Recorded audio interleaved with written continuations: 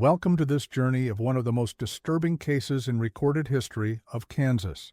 Before we begin, I invite you to leave a comment about where you're watching from and the exact time you heard this story. We're interested in knowing where and at what times of day or night these documented accounts arrive. The county records of Ellis County, Kansas, describe the establishment of several boarding houses during the western expansion of the 1870s. Most were unremarkable accommodations for travelers, railroad workers, and those seeking fortune in the new territories. But one establishment, located on the outskirts of Hays City, would eventually be marked with a simple notation in the county ledger: property seized by county authorities, April 1876. No explanation was provided.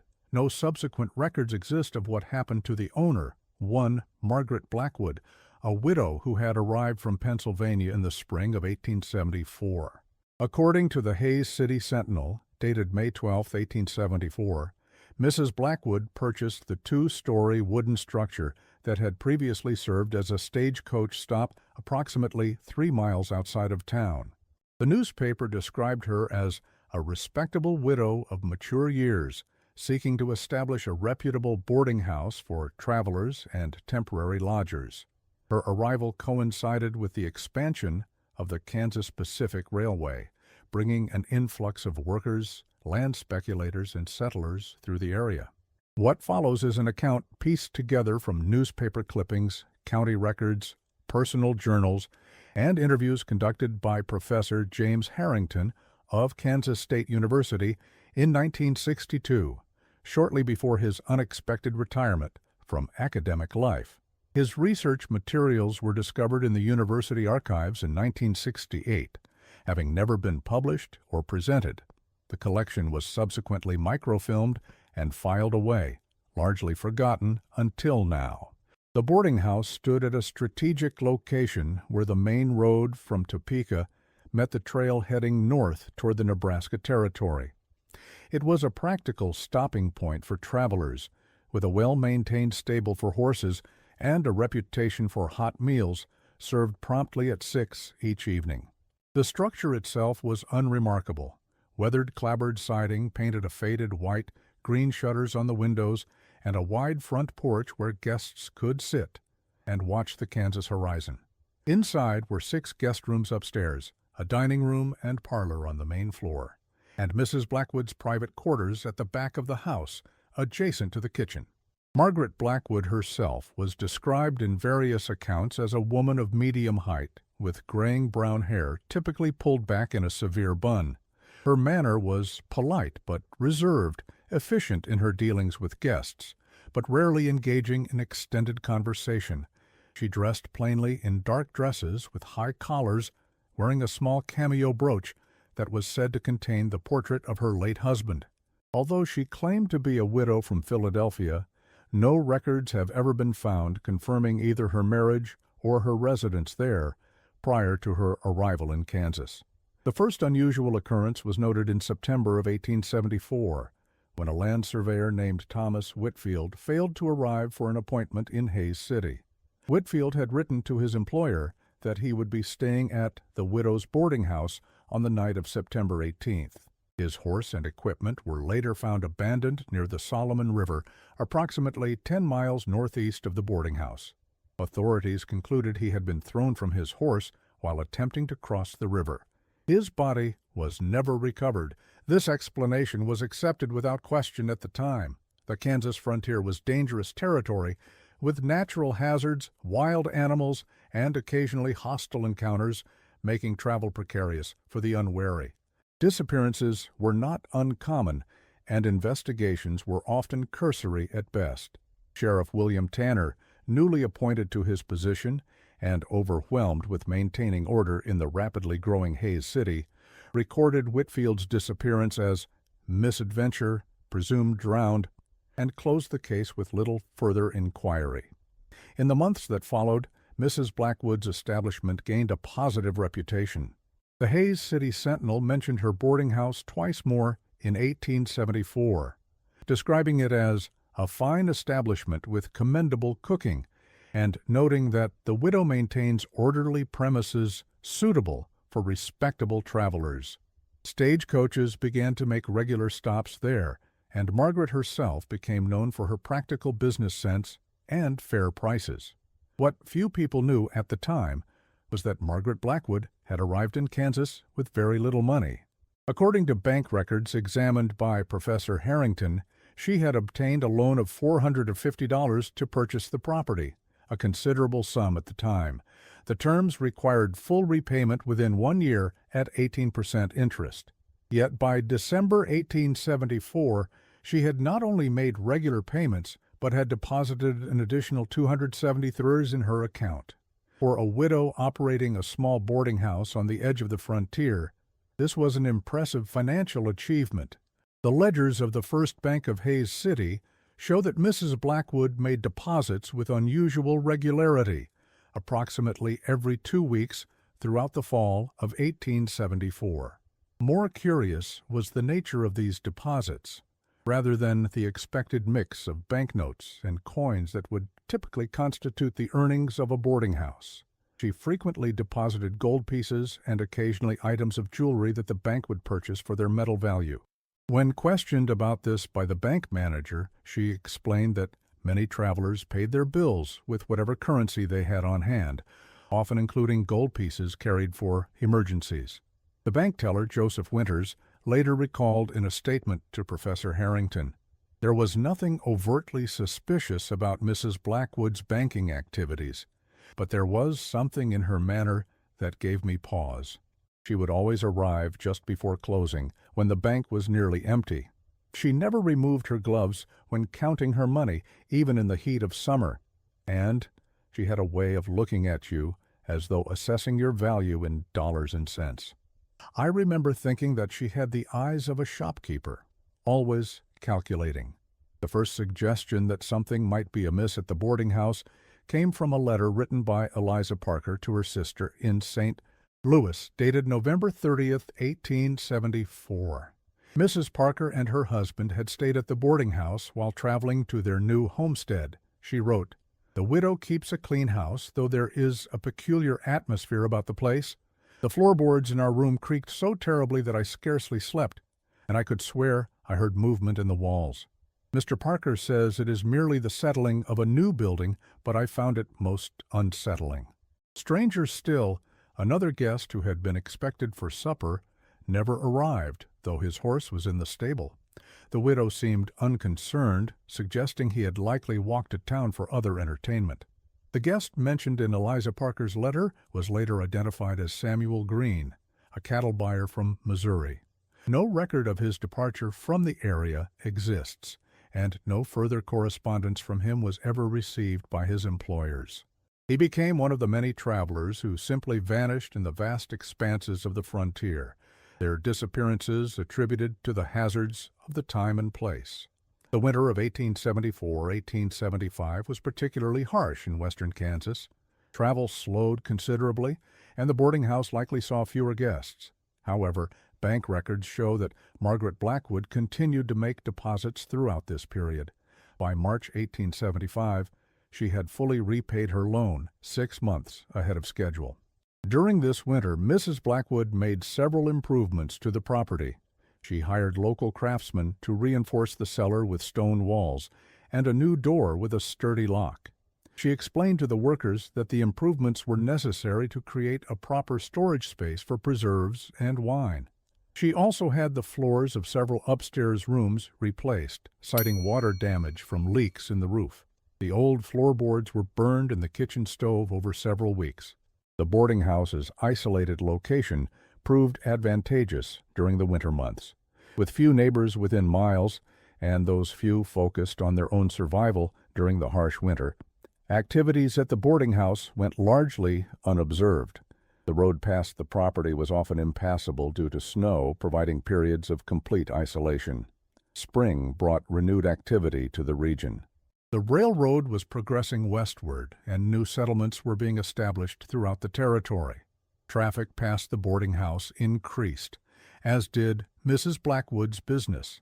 She hired 2 assistants, a stable hand named Frederick Schultz, a German immigrant who spoke limited English, and a young woman named Mary Crawford, who helped with cooking and cleaning. Frederick Schultz was a broad-shouldered man with a perpetual stoop, as though he had spent his life ducking under low doorways. His exact origins were unclear.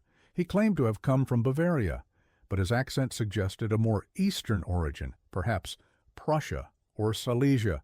He was taciturn to the point of rudeness with guests, but demonstrated an almost dog-like devotion to Mrs. Blackwood. Local rumors suggested he might have been involved in some trouble in his homeland, perhaps desertion from the military, but no one cared enough to investigate his background. Mary Crawford presented a stark contrast to the somber Schultz. She was a young woman of 22, with auburn hair and a sprinkling of freckles across her nose that gave her a youthful appearance. She had come to Kansas from Illinois, following the death of her parents, hoping to find employment and perhaps a husband among the many single men heading west. She was grateful for the position at the boarding house, which provided room and board in addition to a small salary. Her sunny disposition and willingness to engage in conversation made her popular with guests, a fact that did not go unnoticed by Mrs. Blackwood, who often interrupted such interactions with requests for Mary's assistance elsewhere. It was Mary Crawford who first noticed the discrepancies in the guest register. In a sworn statement given to county authorities in March 1876, she stated, "I began working for Mrs. Blackwood in April of 1875. She was a demanding employer, but paid fairly. My duties included preparing rooms for new guests, which required checking the register to see which rooms were occupied. I noticed on several occasions that names would appear in the register, but I never saw those guests at breakfast. When I inquired, Mrs. Blackwood would explain that they had departed early or had taken food for their journey. I thought little of it until I began to notice that their luggage was often still in the rooms, yet the guests themselves were nowhere to be found." Mary's statement continues, "Mrs. Blackwood instructed me never to enter the cellar, as she claimed it was unsafe due to flooding. She kept it locked at all times and maintained the only key on her person. I observed that she would often descend to the cellar late in the evening after guests had retired. On these occasions, Frederick would be sent on errands to town, regardless of the hour." The most detailed account of a stay at the boarding house comes from the journal of Edward Collins, a cattle buyer who lodged there for 3 nights in June 1875. His entries provide a vivid description of the atmosphere.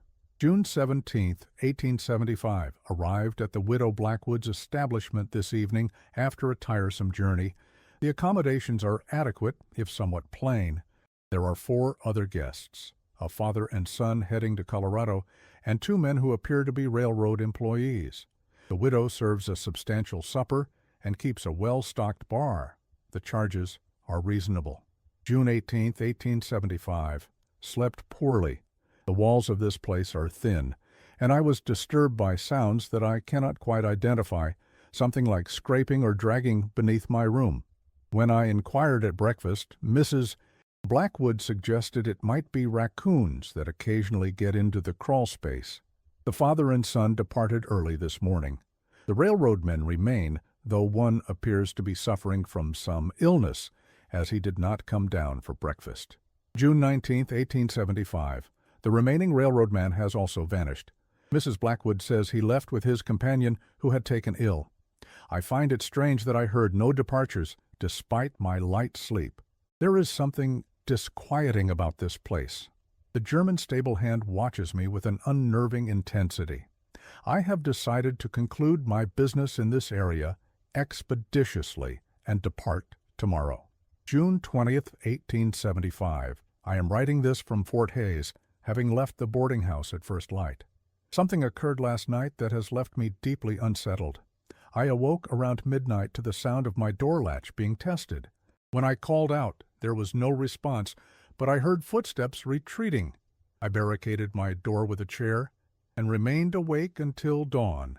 As I was preparing to leave, I noticed dark stains on the floorboards beneath the bed that appeared to have seeped up from below. I did not linger to investigate further.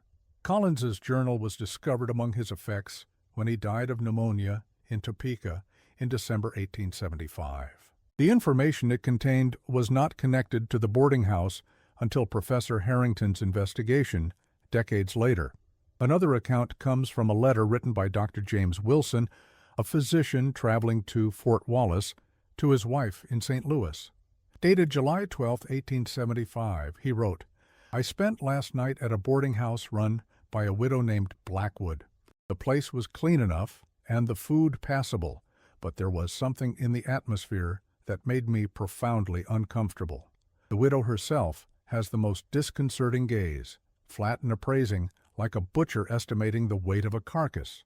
She asked many questions about my practice and seemed particularly interested in my medical bag. I kept it close at hand throughout my stay and departed at first light.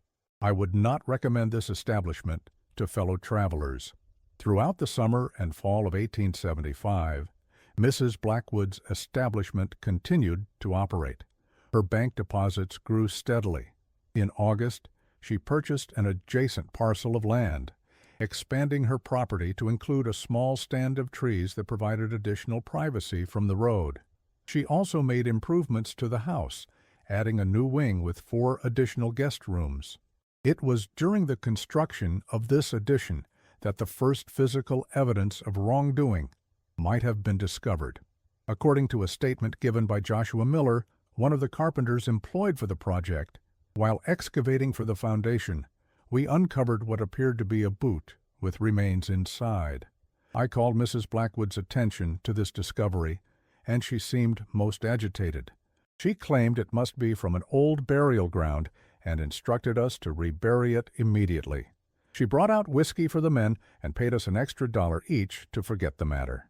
Times being what they were, we did as she asked. Miller's statement was never officially recorded. He provided this account to Professor Harrington in 1961, shortly before his death at the age of 107. The reliability of his recollection after so many years is questionable, yet it aligns with subsequent discoveries. The expansion of the boarding house coincided with a noticeable change in Mrs. Blackwood's demeanor, according to Mary Crawford's later testimony. She became more confident, almost imperious in her manner.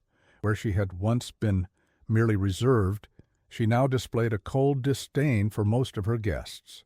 She took to wearing finer clothes and jewelry that I had not seen before. Most striking was a gold watch and chain that she claimed had belonged to her husband, though I had never seen it during my first months of employment.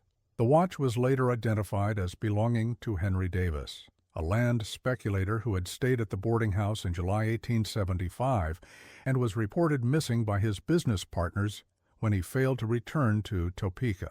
The official investigation attributed his disappearance to foul play by persons unknown, possibly hostile natives, despite the fact that relations with indigenous tribes in the area had been relatively peaceful for several years. As the boarding house business expanded, so too did Mrs. Blackwood's selectivity regarding her victims. Mary Crawford noted that she seemed to target primarily solitary male travelers who appeared prosperous but not prominent, commercial travelers, land speculators, and cattle buyers, rather than military officers, government officials, or individuals traveling in groups. She also developed a system for identifying potential victims. Mrs. Blackwood would engage guests in conversation at supper, inquiring about their business and destinations. Mary stated, "Those traveling alone with no clear expectation of their arrival elsewhere would be assigned to specific rooms, numbers 3 and 6 in the original house, and later rooms 9 and 10 in the new wing. These rooms were directly above areas of the cellar that had been partitioned off with new walls." The first official investigation into activities at the boarding house began in January 1876, though not for suspected murders. Revenue agents suspected Mrs. Blackwood of operating an unlicensed distillery on the premises. During Prohibition in Kansas, the state had outlawed alcohol in 1881, though this was years after the events in question. Such allegations were used to justify searches of properties where other illegal activities were suspected. The investigation was assigned to Agent Robert Spencer of the Treasury Department. He stayed at the boarding house for 2 nights in January 1876, posing as a land speculator. His report, filed on January 18th, stated, "No evidence of illegal distillation was observed. However, several other irregularities prompt further investigation. The proprietress keeps irregular records of her guests, and there is evidence of recent excavation in the cellar. Most concerning was the behavior of her assistant, Mary Crawford, who attempted to communicate something to me in secret but was interrupted by the arrival of Mrs. Blackwood. I recommend a formal search of the premises." That search never occurred. Agent Spencer filed no further reports. According to Treasury Department records, he failed to report to his supervisor after leaving the boarding house. An internal memo dated February 2, 1876, lists him as missing, circumstances unknown. His official status was changed to deceased in April 1876, though no body was ever recovered. What Agent Spencer could not have known was that Mrs. Blackwood had become suspicious of his true identity. A partial page from her ledger, recovered later, contains the notation, "R.S. asks too many questions, claims to be purchasing land but carries a government-issue revolver, will not return to Topeka." The following entry shows a deposit of $40.17, along with gold tooth fillings, listed as an additional item of value. The winter of 1875-76 brought increased isolation to the boarding house once again. Heavy snows made travel difficult, and for several weeks in January, the roads were completely impassable. During this period, Mary Crawford's suspicions about the true nature of the establishment grew stronger. She began keeping a secret diary, concealed beneath a loose floorboard in her room, documenting her observations. Fragments of this diary, recovered after her escape, provide chilling insights into the daily operations of the boarding house during this period. January 22, 1876. 3 guests arrived today despite the poor road conditions. One is an older gentleman who appears quite wealthy, traveling to Denver on business. Mrs. B. assigned him to room 9 and was uncommonly attentive at supper. Frederick watched him throughout the meal with that predatory gaze I have come to recognize. I fear what the night will bring. January 23, 1876. The gentleman is gone. His horse remains in the stable, yet Mrs. B. claims he departed before dawn. I found blood on the kitchen knife used to carve the meat at supper. When questioned, Mrs. B. said it was from the rabbit stew. We had no rabbit stew. January 28, 1876. The sounds from the cellar grow worse. I can sometimes hear them through the kitchen floor late at night. Not the scurrying of animals, as Mrs. B. claims, but something heavier, more deliberate. Frederick spent 2 hours cleaning the stable today, scrubbing the floor with lye soap. When I approached, he ordered me away with unusual vehemence. February 4, 1876. I have discovered something terrible. While Mrs. B. was occupied with the delivery of supplies, I observed Frederick entering the old well house with a bundle wrapped in canvas. The well has been dry for years. When he departed, the bundle was gone. Later, I saw Mrs. B. writing in her private ledger. She seemed pleased, smiling to herself as she made her calculations. Mary's growing awareness of the boarding house's deadly secret placed her in increasing danger. In her later testimony, she described how Mrs. Blackwood's attitude toward her changed. She began to watch me constantly, limiting my interactions with guests and restricting my movements about the property. Frederick took to sleeping in the hallway outside my room, ostensibly to protect me from untoward advances by male guests. I realized they were ensuring I could not flee or communicate my suspicions to others. The arrival of early spring in 1876 brought increased traffic past the boarding house, and, with it, more potential victims. According to bank records, Mrs. Blackwood's deposits increased dramatically in February and early March. The First Bank of Hays City recorded that she deposited over $300 in cash and valuables during this period, more than the typical earnings of a small boarding house for an entire year. It was Mary Crawford who finally brought the full extent of the situation to light.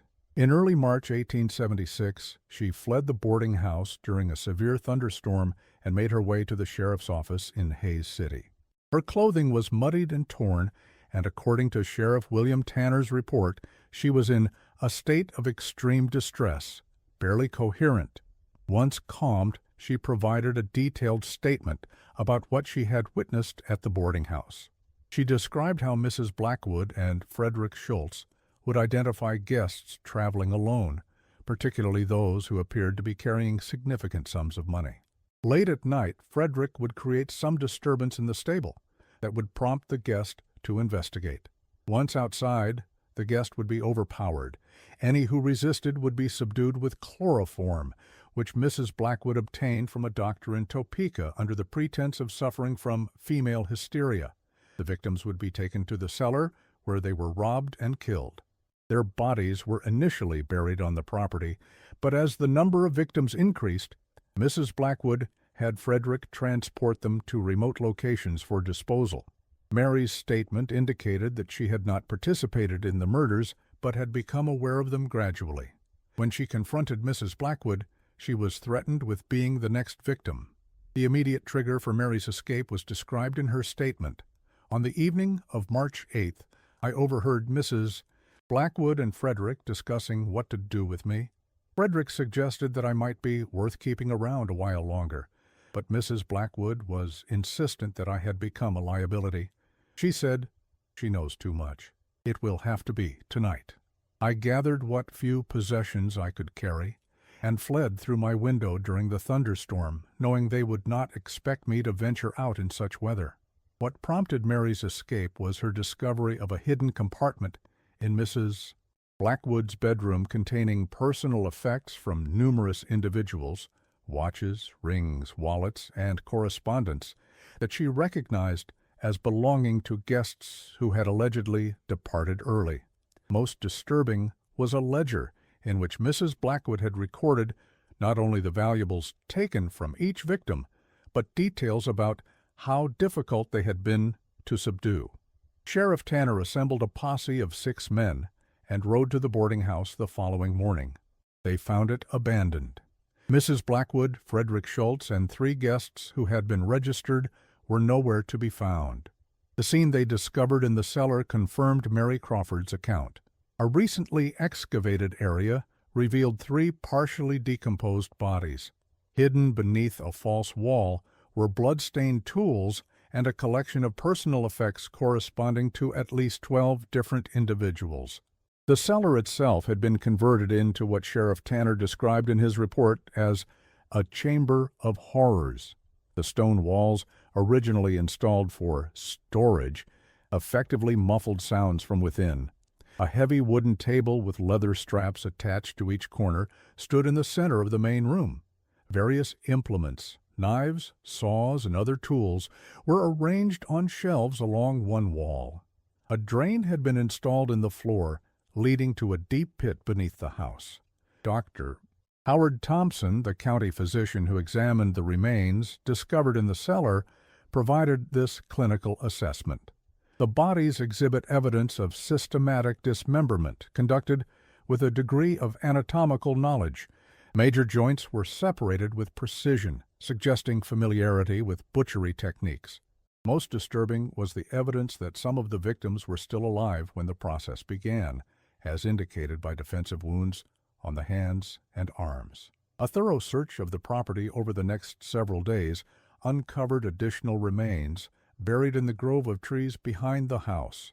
In total, evidence suggested that between 15 and 20 individuals had been murdered at the boarding house between September 1874 and March 1876. The investigation also revealed that Mrs. Blackwood had maintained detailed records of her crimes. In a hidden compartment beneath the floor of her bedroom, Sheriff Tanner discovered a leather-bound ledger containing entries for each victim. The entries included names, when known, dates, valuables taken, and even crude calculations of the profit derived from each murder. The final pages contained lists of potential future victims, including several prominent businessmen from Hays City and Topeka who had made reservations for the coming months. The case caused a sensation throughout Kansas and in newspapers as far east as New York. The Hays City Sentinel's headline on March 12, 1876 read, "House of Horrors Discovered. Widow's Boardinghouse Concealed Grisly Enterprise." The article described Mrs. Blackwood as a fiend in female form and speculated that the total number of victims might be much higher than initially believed. The New York Tribune ran a feature on the case on March 28, 1876, under the headline, "Frontier Murderess Preys on Unwary Travelers." The article drew parallels to other famous cases of hospitality turned deadly, notably the Bender family of Labette County, Kansas, who had murdered at least a dozen travelers at their inn between 1871 and 1873 before disappearing. The article suggested that the isolation of the frontier and the transient nature of its population created ideal conditions for such predators to operate undetected. Despite an extensive manhunt, Margaret Blackwood was never apprehended. Frederick Schultz was found dead in a ravine approximately 30 miles north of the Boardinghouse, apparently having been shot at close range.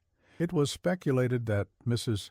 Blackwood had eliminated her accomplice either to silence him or to avoid sharing the proceeds of their crimes.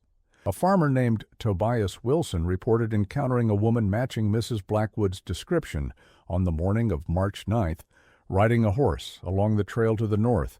He stated, "She was traveling fast with a determined look. She wore men's riding clothes and had her hair tucked up under a hat. I might not have known she was a woman, except that the wind blew her hat off as she passed, revealing her face and hair. She did not stop to retrieve it, but continued riding as though the devil himself was in pursuit." The last confirmed sighting of Margaret Blackwood was in St. Joseph, Missouri, in late March 1876. A ticket agent at the railway station reported selling a ticket to a woman matching her description who was traveling to Chicago. After that, the trail goes cold. Bank records indicate that she had accumulated over $3,000 from her enterprise, a substantial fortune at the time, equivalent to several years' wages for a skilled laborer. This money was never recovered. Investigators later determined that she had opened accounts at 3 different banks under slightly different names, dispersing her ill-gotten gains to avoid suspicion. The boarding house itself was seized by Ellis County authorities. After serving as a macabre attraction for curious visitors for several months, it was burned to the ground in November 1876. The county records indicate this was done for reasons of public health and moral decency. The land remained vacant for decades. The aftermath of the case brought additional revelations about Margaret Blackwood's history. Investigations into her background revealed that no record existed of a Margaret Blackwood from Philadelphia, as she had claimed. However, authorities in Pittsburgh, Pennsylvania, had records of a Margaret Holcomb, who had operated a boarding house there from 1869 to 1873.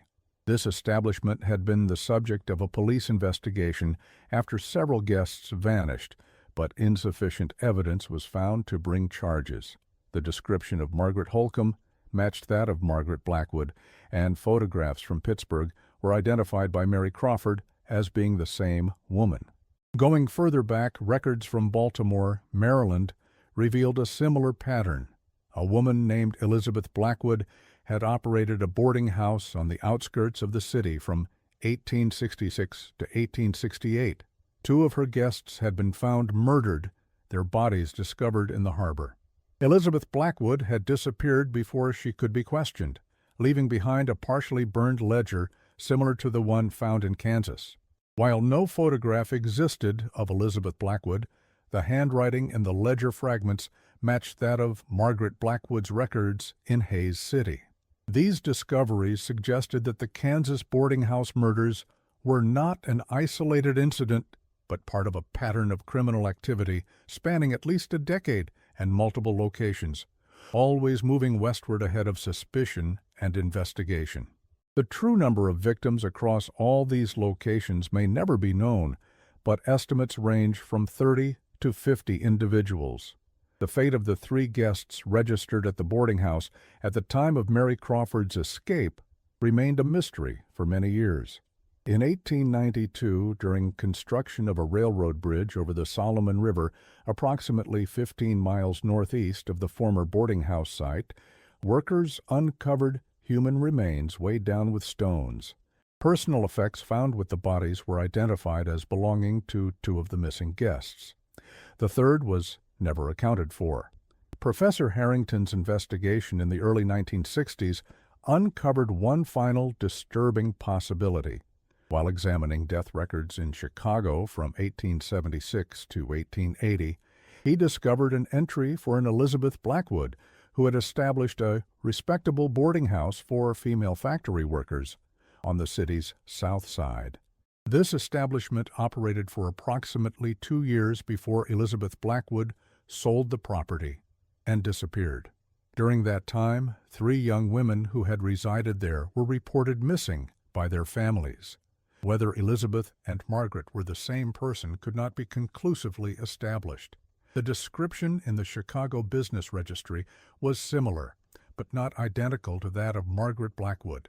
What is certain is that the case of the Kansas boarding house murders was never officially solved.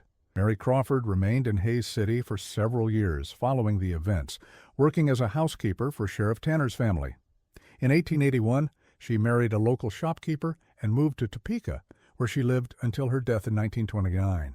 She rarely spoke of her experiences at the boarding house, though in a letter to her daughter, written in 1913, she mentioned, "There are sounds I still hear in my dreams, the creak of the cellar door, the scrape of a shovel on stone, and the soft footsteps of Mrs. Blackwood moving through the house after midnight when she thought everyone was asleep." Some evils leave an echo that never truly fades. In her final years, Mary granted one interview to a reporter from the Topeka Capital Journal. Published in 1925 under the headline, "Survivor of Kansas's Darkest Crime Speaks at Last," the article contained this reflection from Mary: "What haunts me most is not what I saw or heard, but the ordinary nature of evil. Mrs. Blackwood did not look like a monster. She appeared to be a respectable widow running a respectable establishment. She kept the house clean, served good meals, and maintained proper accounts. It was also methodical, so businesslike.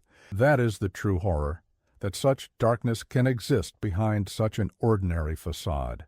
The psychological aspect of the case has fascinated criminologists and historians.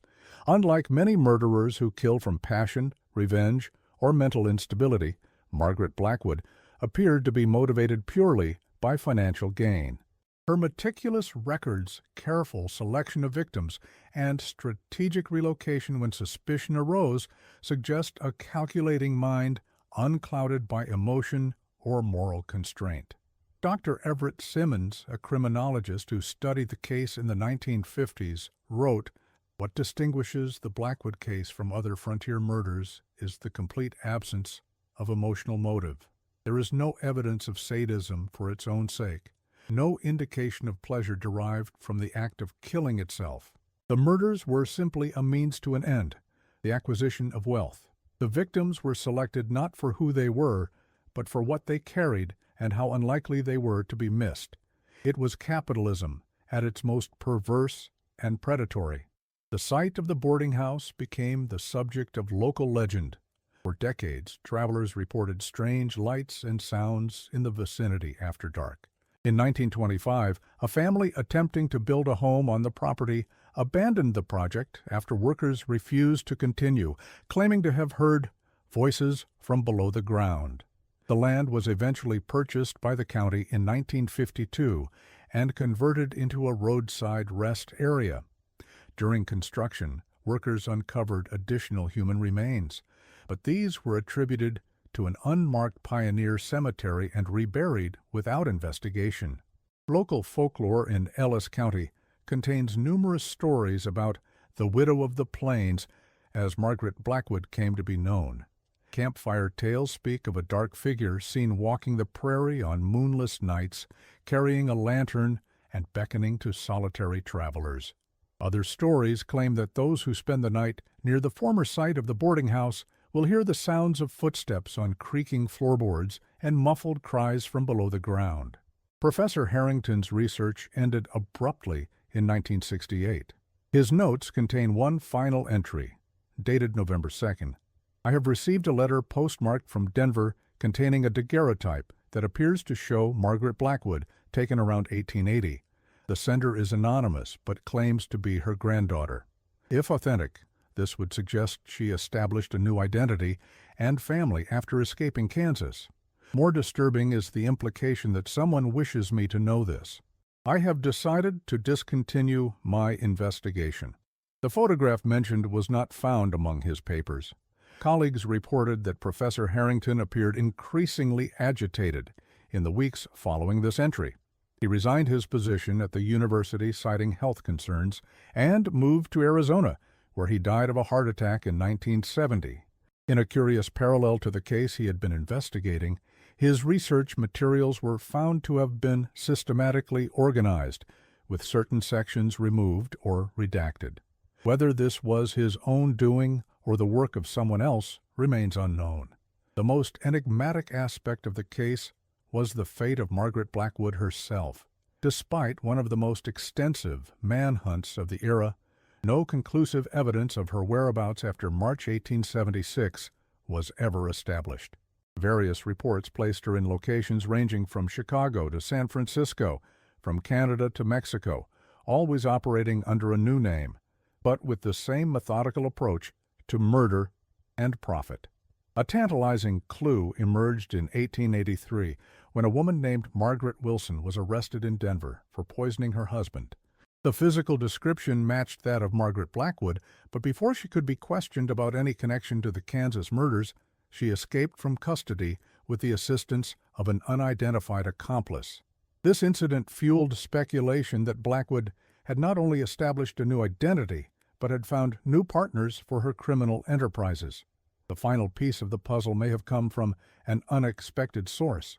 In 1965, during renovations of an old hotel in Sacramento, California, workers discovered a sealed cavity in a wall containing a small, leather-bound book.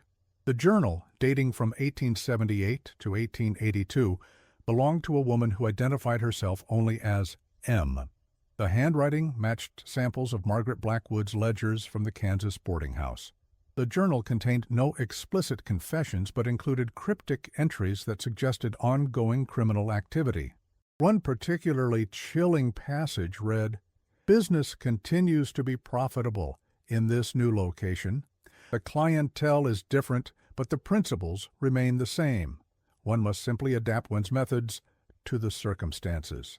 The journal indicated that M had established herself as the proprietress of a respectable hotel catering to businessmen and politicians. Unlike the isolated boarding house in Kansas, this establishment was located in the heart of a growing city, suggesting a significant evolution in her approach.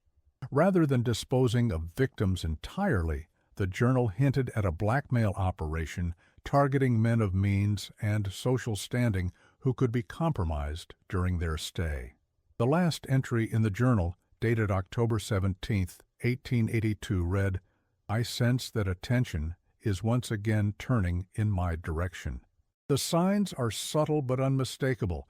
It is time to conclude matters here and establish myself elsewhere. Perhaps the Northwest Territories offer suitable opportunities. One must always stay ahead of one's reputation." No further trace of M has ever been conclusively established. However, between 1883 and 1890, a series of suspicious deaths occurred at boarding houses and small hotels in Portland, Seattle, and Victoria, British Columbia.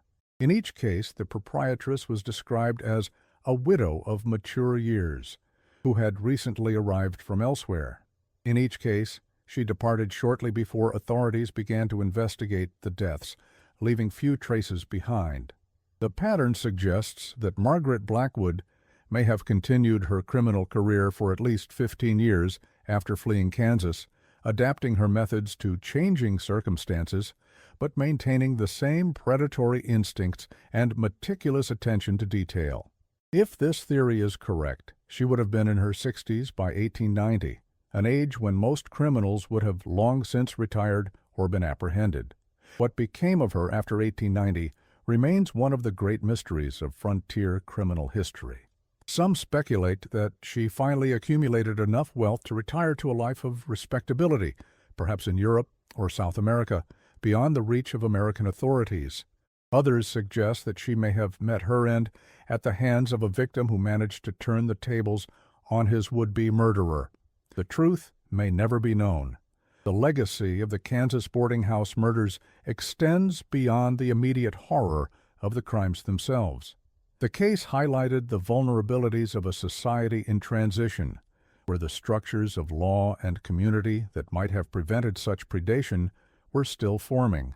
The vast spaces of the frontier, the transient nature of its population, and the limited resources available to law enforcement created perfect conditions for someone like Margaret Blackwood to operate undetected. Dr. Caroline Reeves, a historian specializing in frontier crime, observed, "The Blackwood case represents the dark underside of Western expansion. While we celebrate the pioneers who built communities and established civilization on the frontier, we must also acknowledge that the same conditions that allowed for rapid development and opportunity also created spaces where predators could thrive." The isolation that attracted honest settlers seeking independence also attracted those who wished to operate beyond the reach of law and social constraint. The methods used by Mrs. Blackwood also revealed a sophisticated understanding of social dynamics and human psychology. She deliberately cultivated an image of respectability, the widow running a clean, orderly establishment that disarmed potential victims and deflected suspicion. She selected targets who were unlikely to be immediately missed, exploiting the anonymity of frontier travel, and she maintained a facade of normalcy that allowed her to operate in plain sight. Dr. Thomas Mitchell, a criminologist who studied the case in the 1970s, noted, "What makes the Blackwood murders particularly disturbing is not just their number, but their methodical execution. This was not a case of passion or madness, but of calculated predation." The boarding house itself was both trap and slaughterhouse, designed specifically for its deadly purpose while maintaining an outward appearance of respectability. It represents a uniquely American form of horror, violence concealed behind the familiar and mundane. The physical evidence of Margaret Blackwood's crimes has largely vanished. The boarding house was destroyed, the land repurposed, and most of the original documentation has been lost to time or deliberate destruction. What remains are the echoes, in newspaper accounts, in the fragmented recollections of witnesses, and in the persistent legends that still circulate in western Kansas. Today, little physical evidence remains of these events. The rest area was removed during highway construction in the 1960s, and the exact location of the boarding house is difficult to determine due to changes in the landscape and road system. Yet, in the archives of Ellis County and in the memories preserved in letters, journals, and newspaper accounts, the story of Margaret Blackwood's boarding house endures, a reminder of the darkness that sometimes lurked beneath the surface of frontier life and of how a seemingly respectable establishment could conceal unspeakable horrors. In 1980, a historical marker was proposed for the approximate location of the boarding house, but the initiative was abandoned after local opposition. Residents argued that such a monument would merely glorify a killer and attract the wrong kind of attention to the area. Instead, the victims of the boarding house murders are commemorated by a small plaque in the Ellis County Historical Museum, listing the names of those who could be identified and acknowledging others unknown who perished far from home and family. The case has inspired numerous fictional accounts, from dime novels published in the late 19th century to modern thriller novels and films. Most take significant liberties with the facts, often portraying Margaret Blackwood as a mentally unstable killer driven by trauma or supernatural influence, rather than the coldly rational businesswoman suggested by historical evidence. These fictionalized versions perhaps reflect our collective discomfort with the true nature of her crimes, the reduction of human life to a simple economic calculation. For criminologists and historians, the Blackwood case remains significant as one of the earliest documented examples of a female serial killer operating independently in America. While women who murdered for insurance money or to eliminate unwanted spouses were not uncommon in the 19th century, few engaged in the systematic murder of strangers for profit on the scale attributed to Margaret Blackwood. Her case challenges traditional understandings of criminal psychology and gender, suggesting that the capacity for calculated violence is not limited by sex or social role.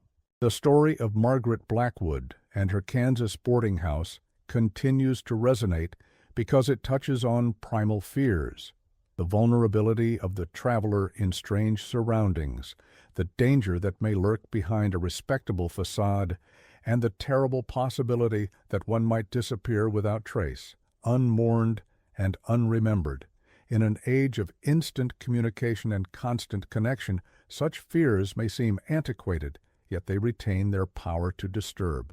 Perhaps what is most disturbing about this case is not the murders themselves, terrible as they were, but how effectively an ordinary-seeming widow managed to operate her deadly business for nearly 2 years without raising serious suspicion.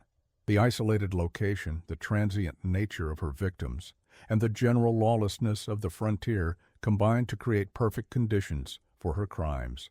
One wonders how many other Margaret Blackwoods might have existed during this period of American history, their deeds undiscovered or their records lost to time. In 2005, during construction of a highway rest stop, approximately 2 miles from the presumed location of the boarding house, workers uncovered human remains that could not be attributed to any known burial ground. Forensic analysis indicated that the remains dated from the 1870s and showed evidence of dismemberment consistent with the methods attributed to Margaret Blackwood. This discovery suggests that the full extent of her crimes may be greater than previously believed, with victims buried across a wider area than initially investigated. A journal discovered in the archives of the Kansas Historical Society in 2012 provided a new perspective on the case. Written by Robert Jenkins, a drummer, traveling salesman who stayed at the boarding house in October 1875, it described an encounter with Mary Crawford. The young woman who serves at table seems perpetually anxious, starting at small sounds and watching the door as though expecting some calamity to enter at any moment. When the widow left us briefly, the girl leaned close and whispered, "Do not sleep deeply in this house." Before she could explain further, the widow returned, and the girl retreated to the kitchen. I took her warning to heart and departed at first light, though I saw nothing amiss during my brief stay. This account suggests that Mary Crawford may have attempted to warn guests of the danger long before her eventual flight to the authorities. Whether other guests received similar warnings but ignored them, or whether her attempts to alert potential victims were usually prevented by Mrs. Blackwood's vigilance, remains unknown. The next time you pass an old boarding house or hear floorboards creak in the night, perhaps you'll think of Margaret Blackwood and the guests who checked in but never checked out. Some places absorb the evil that occurred within their walls. Though the boarding house itself is long gone, the land where it stood remains, and some say that on quiet nights the wind blowing across the Kansas prairie carries the faint sounds of footsteps on creaking floorboards and the muffled cries of those who realized too late the true nature of their accommodations. Local residents still report unusual phenomena in the vicinity of the former boarding house site. Drivers on the nearby highway have described seeing a woman in 19th century dress standing by the roadside at dusk, apparently signaling for assistance. Those who stop report that the figure vanishes as they approach. Others claim to hear the sound of a dinner bell ringing across the empty prairie, though no structures stand for miles around. Such stories are dismissed as superstition by authorities, but they persist in local folklore, passed down through generations. In a final, unsettling postscript to the case, a letter arrived at the Ellis County Historical Society in 1992, postmarked from Seattle. The writer identified herself as the great-granddaughter of Margaret Blackwood and claimed to possess family documents that shed new light on the case. The letter stated, "My ancestor was not the monster portrayed in sensational accounts. She was a survivor in a world that offered few opportunities to women alone. The true story has never been told." The writer promised to forward the documents but never did so. Attempts to trace the sender through the Postal Service were unsuccessful.